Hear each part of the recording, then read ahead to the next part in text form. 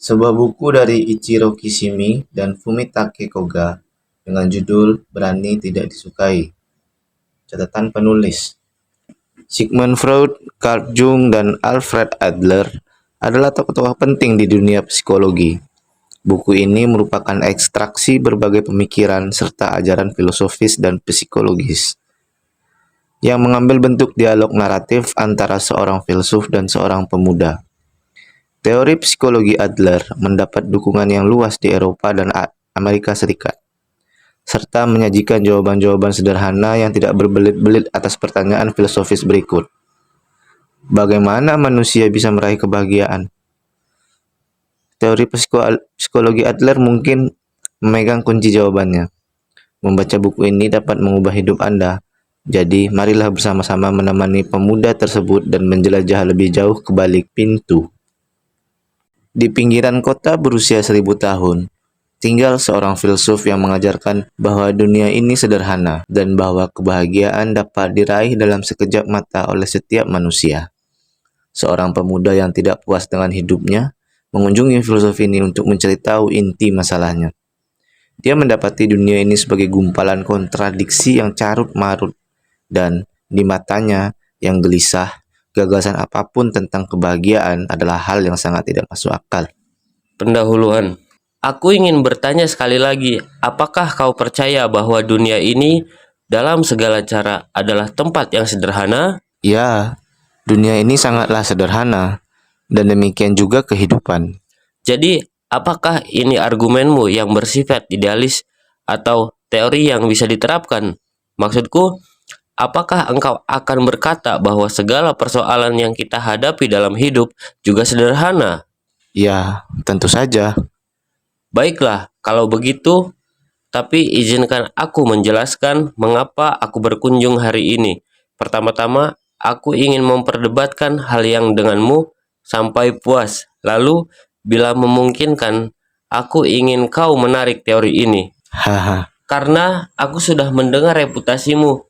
Kabarnya ada seorang filsuf eksentrik yang tinggal di sini, yang ajaran serta argumennya sulit diabaikan, yakni bahwa orang-orang bisa berubah, bahwa dunia ini sederhana, dan bahwa semua orang bisa berbahagia. Itulah yang kudengar. Tapi aku mendapatkan pandangan tersebut sama sekali tidak bisa diterima. Jadi aku ingin mengkonfirmasinya sendiri. Kalau aku mendapati apapun yang kau katakan benar-benar keliru, aku akan menunjukkannya lalu mengoreksimu. Tapi apakah kau akan menjadi kesal karenanya? tidak. Aku akan menyambut kesempatan itu dengan gembira. Aku berharap bisa mendengar dari anak-anak muda sepertimu dan belajar sebanyak mungkin dari apa yang bisa kau beritahu padaku. Terima kasih. Atau tidak bermaksudku menolak pemikiran mentah-mentah dari awal. Aku akan mempertimbangkan pandanganmu, lalu melihat berbagai kemungkinan yang muncul. Dunia ini sederhana, dan hidup ini juga sederhana. Kalau ada satu hal saja dari tesis ini yang mungkin mengandung kebenaran, itu adalah hidup dari sudut pandang seorang anak. Anak-anak tidak memiliki kewajiban yang jelas seperti membayar pajak atau bekerja. Mereka dilindungi oleh orang tua dan masyarakat, serta bisa menghabiskan hari tanpa beban. Mereka dapat membayangkan masa depan yang berlangsung seterusnya dan melakukannya apapun yang mereka mau. Mereka tidak perlu melihat kenyataan yang suram. Mata mereka ditutupi. Jadi, bagi mereka dunia tentu memiliki bentuk yang sederhana. Akan tetapi, saat ini mulai beranjak dewasa. Dunia memperlihatkan wujud yang sesungguhnya. Dalam waktu singkat, ia akan tahu bagaimana keadaan yang sebenarnya dan apa yang bisa dilakukannya. Pendapatnya akan berubah, dan yang dilihatnya hanyalah kemustahilan. Fantasinya akan berakhir dan digantikan dengan kenyataan yang kejam. Begitu, pandangan yang menarik. Bukan itu saja. Setelah bertumbuh dewasa, anak itu akan terjerat dalam semua jenis hubungan yang rumit dengan orang-orang yang dibebani segala macam tanggung jawab. Begitulah hidup ini nantinya, baik di tempat kerja maupun di rumah, dan dalam peran apapun yang dilakoninya dalam kehidupan sosial. Tidak perlu dikatakan lagi bahwa ia akan menjadi sadar akan berbagai isu di masyarakat yang dulu tidak ada yang dulu tidak dapat dipahaminya saat masih kanak-kanak, termasuk diskriminasi, perang, dan ketidaksetaraan, dan ia tak akan bisa mengabaikannya. Apakah aku salah? Kedengarannya tidak masalah bagiku. Teruskan. Kalau kita hidup di era ketika agama mendominasi, keselamatan mungkin bisa menjadi pilihan, karena ajaran tentang ketuhanan adalah segala bagi kita. Yang perlu kita lakukan hanyalah menaatinya dan tidak terlalu memikirkan. Namun, tanpa sesuatu yang bisa kita andalkan, semua orang dipenuhi rasa cemas dan bimbang. Semua orang hidup untuk dirinya sendiri. Begitulah masyarakat kita hari ini. Jadi tolong beritahu aku dengan realitas semacam ini dan pertimbangan apa yang tadi kukatakan. Apakah kau masih bisa berkata bahwa dunia ini sederhana? Perkataanku tetap tak berubah. Dunia ini sederhana dan hidup ini juga sederhana. Bagaimana bisa? Siapapun bisa melihat bahwa dunia ini adalah sekumpulan kontradiksi yang ruwet. Bukan dunia yang ruwet. Bukan dunia yang rumit. Tapi kaulah yang membuat dunia ini rumit. Aku? Tidak ada seorang pun di antara kita yang tinggal di dunia yang objektif, melainkan di dunia yang kita maknai secara subjektif. Dunia yang engkau lihat berbeda dengan dunia yang kulihat, dan mustahil berbagi duniamu dengan orang lain. Bagaimana mungkin? Engkau dan aku tinggal di negara yang sama, waktu yang sama, dan kita melihat hal-hal yang sama, benar kan? Engkau terlihat cukup muda bagiku. Tapi pernahkah kau meminum air sumur yang baru saja ditimba? Air sumur? Sudah lama. Tapi ada sumur di rumah nenekku di desa. Aku ingat pernah menikmati air segar yang baru saja ditimba dari air sumur itu pada suatu hari yang terik di musim panas. Masih. Engkau mungkin tahu bahwa air sumur memiliki temperatur yang kurang lebih sama dan Terus. Engkau mungkin tahu bahwa air sumur memiliki temperatur yang kurang lebih sama sepanjang tahun, yaitu sekitar 18 derajat. Ini angka yang objektif. Angkanya tetap sama, siapapun yang mengukurnya. Tapi sewaktu engkau meminumnya di musim panas, air itu terasa sejuk, dan ketika engkau meminum air yang sama di musim dingin, air itu terasa hangat. Meskipun airnya tidak berbeda, sama-sama bersuhu 18 derajat pada termometer, rasanya akan bergantung pada apakah saat itu sedang musim panas atau musim dingin. Jadi, ini ilusi yang disebabkan oleh perubahan lingkungan? Bukan. Ini bukan ilusi. Begini. Saat itu, bagimu kesejukan atau kehangatan air sumur adalah fakta yang tak bisa disangkal. Itulah arti dari tinggal di dunia yang subjektif. Kita tidak mungkin lari dari subjektivitas kita sendiri.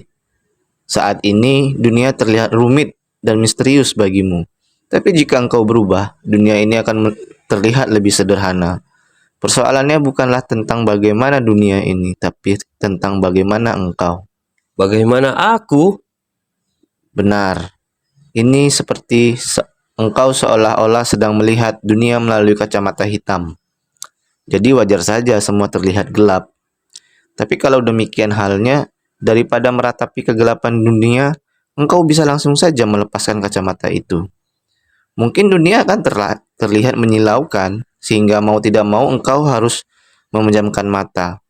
Barangkali engkau malah ingin mengenakan kacamata itu lagi. Tapi bisakah engkau melepaskannya dari awal? Bisakah engkau menatap langsung pada dunia ini? Apakah engkau memiliki keberanian untuk itu? Keberanian? Ya, ini tentang keberanian. Ya, baiklah. Ada banyak sekali bantahan yang ingin kusampaikan. Tapi aku merasa akan lebih baik bila kita membicarakannya nanti. Sebagai konfirmasi, engkau berkata, manusia bisa berubah, benar? Tentu saja, manusia bisa berubah. Manusia juga bisa menemukan kebahagiaan. Semuanya tanpa kecuali. tanpa kecuali. Hahaha. Sekarang engkau membual. Ini mulai terlihat menarik. Aku akan segera membantahnya. Aku tidak akan lari atau menyembunyikan apapun. Mari memperdebatkannya. Jadi, posisimu adalah bahwa manusia tidak bisa berubah. Benar, manusia tidak bisa berubah. Sebenarnya, aku sendiri menderita karena hal serupa. Dan di waktu yang sama, engkau berharap bisa berubah. Tentu saja, kalau aku bisa berubah, kalau aku bisa memulai hidup dari awal dengan gembira, aku akan berlutut di hadapanmu. Tapi nanti bisa-bisa kaulah yang akan berlutut di hadapanku. Engkau mengingatkanku akan hari-hariku dulu saat masih menjadi murid. Ketika aku masih seorang pemuda berdarah panas yang mencari kebenaran, berjalan lesu kian kemari, meminta pencerahan kepada para filsuf. Ya, aku sedang mencari kebenaran tentang kehidupan. Aku tidak pernah merasa perlu mengambil murid dan tidak pernah melakukannya. Tapi, sejak mempelajari filosofi Yunani lalu bersinggungan dengan filosofi lain, aku sudah lama menanti-nantikannya. Kunjungan dari anak muda sepertimu. Filosofi lain, apa itu? Ruang belajarku persis di sana. Silakan masuk, ini akan menjadi malam yang panjang. Aku akan menyeduh kopi panas. Malam pertama, menyangkal keberadaan trauma. Sang pemuda masuk ke ruang belajar dan duduk membungkuk di kursi. Mengapa ia begitu bertekad menolak teori-teori sang filsuf? Alasannya sudah jelas, dia tidak memiliki rasa percaya diri dan sejak kecil keadaan ini diperburuk dengan rasa rendah diri, mendalam terikat dengan latar belakang pribadi dan akademisnya, serta penampilan fisiknya. Barangkali karena itulah ia cenderung bersikap terlalu canggung saat orang memandangnya. Dalam banyak kesempatan, ia seperti tak mampu sungguh-sungguh mengapresiasi kebahagiaan orang lain dan terus mengasihani diri sendiri. Baginya, berbagai klaim dari sang filsuf hanyalah sebuah imajinasi. Raksasa ketiga yang tak dikenal. Baru saja kau memakai istilah filosofi lain, tapi kudengar keahlianmu adalah filsafat Yunani. Ya, filsafat Yunani sudah menjadi pusat hidupku sejak remaja. Figur-figur intelektual besar seperti Socrates, Plato, Aristoteles. Aku sedang menerjemahkan karya Plato dan berharap bisa menghabiskan sisa hidupku dengan mempelajari pemikiran Yunani klasik. Kalau begitu, apa yang dimaksud dengan filosofi lain? Itu adalah aliran psikologi yang benar-benar baru yang didirikan oleh ahli kejiwaan dari Austria, Alfred Adler, pada permulaan abad ke-20. Di Jepang, aliran ini umumnya disebut teori psikologi Adler. Aku tidak pernah membayangkan pakar filosofi Yunani bisa tertarik pada psikologi. Aku tidak terlalu familiar dengan alur pemikiran yang diambil oleh aliran lain dalam psikologi, tapi kurasa adil kalau dikatakan bahwa teori psikologi Adler sejalan dengan filosofi Yunani dan layak menjadi kajian tersendiri. Aku punya pengetahuan tentang psikologi Freud dan Jung, bidang yang menarik. Ya, Freud dan Jung sama-sama terkenal, di Jepang sekalipun. Adler merupakan salah satu anggota inti asli masyarakat psikoanalisis Vienna yang saat itu dipimpin oleh Freud. Gagasannya bertolak belakang dengan Freud, sehingga dia memisahkan diri dari kelompok tersebut dan mengusulkan teori psikologi individual yang berbasis pada teori orisinalnya sendiri. Teori psikologi individual, satu lagi istilah yang asing. Jadi, Adler dulu atau Freud? Tidak, bukan begitu. Ini kesalahpahaman yang umum dijumpai. Kita harus meluruskannya. Sebagian besar alasannya Adler dan Freud punya rentang usia yang relatif dekat, dan hubungan mereka sebagai sesama peneliti terbentuk dengan kedua kedudukan yang setara. Dalam hal ini, Adler berbeda jauh dari Jung yang memuji Freud sebagai figur ayah. Meskipun ilmu psikologi pada intinya cenderung dikaitkan dengan Freud dan Jung, Adler dihormati di seluruh dunia. bersama Freud dan Jung sebagai salah satu dari 3 sosok berpengaruh di bidang ini. Oh, begitu. Aku seharusnya belajar lebih banyak tentang hal itu. Kurasa wajar engkau tidak pernah mendengar tentang Adler. Seperti yang dia katakan sendiri, mungkin akan ada saat ketika tidak ada orang yang mengingat namaku. Mereka mungkin malah lupa bahwa aliran kami ada. Lalu dia melanjutkan dengan berkata bahwa itu tidak masalah. Implikasinya adalah jika alirannya dilupakan, itu karena gagasan-gagasannya sudah berkembang menjadi lebih besar dari batas-batas sebuah area disiplin ilmu tertentu dan menjadi hal yang lumrah. Perasaan yang sama-sama dirasakan oleh semua orang. Dale Carnegie yang menulis buku terlaris di tingkat internasional, How to Influence People, serta How to Stop Worrying and Start Living, menyebut Adler sebagai seorang psikolog besar yang mengabdikan hidup untuk meneliti manusia dan kemampuan terpendam mereka. Pengaruh pemikiran Adler jelas tersaji di seluruh tulisannya, dan sebagian besar karya Stephen Covey, Seven Habits of Highly Effective People, sangat mirip dengan gagasan-gagasan Adler. Dengan kata lain, daripada menjadi area disiplin ilmu yang kaku, teori psikologi Adler diterima sebagai perwujudan, puncak kebenaran dan pemahaman manusia. Namun, gagasan-gagasan Adler dikatakan lebih maju ratusan tahun dari masanya. Dan bahkan hari ini kita belum sungguh-sungguh berhasil memahaminya. Seorisinal dan seinovatif itulah gagasan-gagasan yang dimilikinya. Jadi, pada awalnya teorimu dikembangkan bukan dari filosofi Yunani, namun dari sudut pandang teori psikologis Adler. Ya, benar. Oke, satu lagi hal yang ingin kutanyakan tentang sikap dasarmu. Apakah engkau seorang filsuf atau psikolog? Aku adalah seorang filsuf, orang yang hidup berfilosofi. Bagiku, teori psikologi Adler adalah bentuk pemikiran yang sejalan dengan filsafat Yunani, dan itu adalah filosofi. Baik, kalau begitu, mari kita mulai. Mengapa manusia bisa berubah? Pertama-tama, kita perlu merencanakan poin-poin yang akan didiskusikan. Kau bilang manusia bisa berubah. Lalu kau membawanya selangkah lebih jauh dengan mengatakan bahwa semua orang bisa menemukan kebahagiaan. Ya, semua orang tanpa terkecuali. Pemuda, kita bisa menyimpan percakapan tentang kebahagiaan untuk nanti dan membahas perubahan terlebih dahulu. Semua orang berharap bisa berubah. Aku tahu aku ingin berubah. Dan aku yakin siapapun yang mungkin kau cegat dan tanyai di jalanan akan setuju. Tapi mengapa semua orang merasa ingin berubah? Hanya ada satu jawaban. Karena mereka tidak bisa berubah. Kalau mudah saja bagi manusia untuk berubah, mereka tidak akan menghabiskan begitu banyak waktu berharap. Mereka bisa melakukannya. Tak peduli sekuat apapun mengharapkannya. Manusia tidak bisa berubah. Itulah sebabnya ada begitu banyak orang yang terbawa oleh agama-agama baru dan seminar-seminar self-help yang meragukan, serta pengajaran tentang bagaimana orang bisa berubah. Apa aku salah? Filsuf.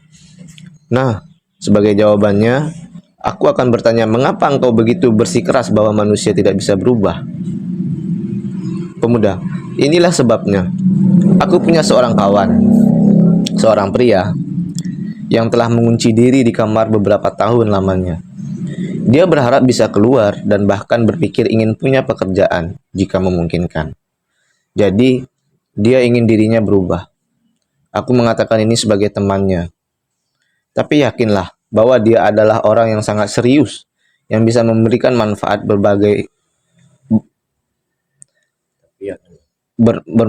memberikan manfaat besar bagi masyarakat. Hanya saja dia takut meninggalkan kamar. Kalau dia mengambil satu langkah saja untuk keluar, jantungnya berdebar dengan lengan serta kakinya menjadi goyah. Kurasa ini kurasa ini sejenis neurosis atau rasa panik. Dia ingin berubah tapi tidak bisa. Filsuf, menurutmu apa alasan dia tidak bisa keluar? Pemuda, aku tidak terlalu yakin. Bisa saja karena hubungannya dengan orang tua, atau karena dia dirundung di sekolah atau di tempat kerja. Dia mungkin pernah mengalami sejenis trauma akibat seperti sesuatu yang seperti itu. Namun, bisa jadi kebalikannya. Mungkin dia terlalu dimanja saat masih kanak-kanak dan tidak menghadapi kenyataan. Aku sama sekali tidak tahu, dan aku tidak bisa mengorek masa lalunya atau situasi keluarganya. Filsuf, jadi maksudmu ada insiden pada masa lalu temanmu yang menjadi penyebab trauma atau sesuatu yang serupa itu? Dan sebagai hasilnya dia tidak bisa lagi keluar? Pemuda, tentu saja. Selalu ada sebab sebelum akibat. Tidak ada yang misterius tentang hal itu. Filsuf, barangkali alasan dia tidak bisa keluar lagi terletak pada lingkungan rumahnya saat masih kecil. Dia dianiaya oleh orang tuanya dan tumbuh dewasa tanpa pernah merasakan kasih sayang. Karena itulah dia takut berinteraksi dengan orang, dan karena itulah dia tidak bisa keluar. Itu mungkin, bukan?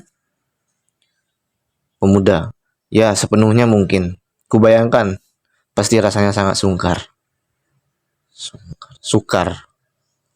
Filsuf. Lalu engkau berkata, ada sebab sebelum akibat. Atau dengan kata lain, siapa aku sekarang? Itu sama dengan efek, ditentukan oleh kejadian-kejadian di masa lalu, itu sebab. Apakah aku memahaminya dengan benar? Ya, pemuda. Filsuf. Jadi, kalau keadaan setiap orang di bumi, di sini, pada saat ini, terjadi karena insiden masa lalu mereka, menurutmu bukankah banyak hal yang akan berubah sangat aneh? Tidakkah kau mengerti? Semua orang yang tumbuh dewasa dengan perlakuan kejam orang tuanya harus menderita efek yang sama seperti temanmu dan menjadi penyendiri, atau seluruh gagasan itu akan menjadi tidak logis. Itu bila masa lalu benar-benar menentukan masa kini dan sebab mengontrol akibat. Pemuda, apa persisnya yang kau maksud? Filsuf, kalau kita berfokus hanya pada sebab-sebab di masa lalu dan mencoba menjelaskan berbagai hal semata-mata melalui hubungan sebab dan akibat, akhirnya kita akan tiba pada determinasi. Karena yang dinyatakan adalah bahwa masa kini dan masa depan kita sudah diputuskan oleh kejadian-kejadian di masa lalu yang tak dapat diubah. Apakah aku keliru? Pemuda, jadi maksudmu masa lalu tidak penting? Filsuf, ya itulah pendirian dari sudut pandang teori psikologi Adler. Pemuda, aku mengerti. Poin-poin yang dipertentangkan tampaknya menjadi sedikit lebih jelas. Tapi begini, kalau kita mengikuti versimu, bukankah pada akhirnya ini berarti tidak ada alasan mengapa temanku tidak bisa lagi keluar? Sebab kau berkata, insiden masa lalu tidaklah penting. Maaf, tapi itu benar-benar mustahil. Pasti ada alasan di balik pengasingan dirinya. Pasti ada. Atau ini tidak akan bisa dijelaskan. Filsuf, benar. Tidak akan ada penjelasan untuk itu. Jadi dalam teori psikologi Adler, kita memikirkan sebab yang sudah lewat, tapi tujuan saat ini. Tujuan saat ini, pemuda. Temanmu merasa tidak aman. Jadi dia tidak bisa pergi keluar. Pikirkan hal itu dengan cara sebaliknya. Dia tidak mau keluar, jadi dia menciptakan kondisi kecemasan. Hah? Pikirkan dengan cara ini. Temanmu sudah bertujuan untuk tidak pergi keluar, dan dia menciptakan keadaan cemas dan takut sebagai sarana untuk mencapai tujuan itu. Dalam teori psikologi Adler, ini disebut teleologi. Jangan bercanda. Temanku membayangkan rasa cemas dan takutnya. Jadi apakah engkau lalu akan mengatakan bahwa temanku hanya sedang berpura-pura sakit? Dia tidak sedang berpura-pura sakit. Rasa cemas dan takut yang dirasakannya nyata. Terkadang dia mungkin juga menderita akibat migrain dan rasa mulas yang parah. Akan tetapi itu juga merupakan gejala-gejala yang dia ciptakan demi mewujudkan tujuannya untuk tidak keluar. Itu tidak benar. Tidak mungkin. Itu terlalu menyedihkan. Tidak. Inilah perbedaan antara etiologi atau studi tentang hubungan sebab dan akibat, dan teleologi atau ilmu yang mempelajari tujuan dari suatu fenomena tertentu ketimbang penyebabnya. Segala sesuatu yang tadi kau sampaikan kepadaku didasarkan pada ayat teologi. Selama tinggal di dalamnya, kita tidak akan mengambil langkah maju. Yusuf.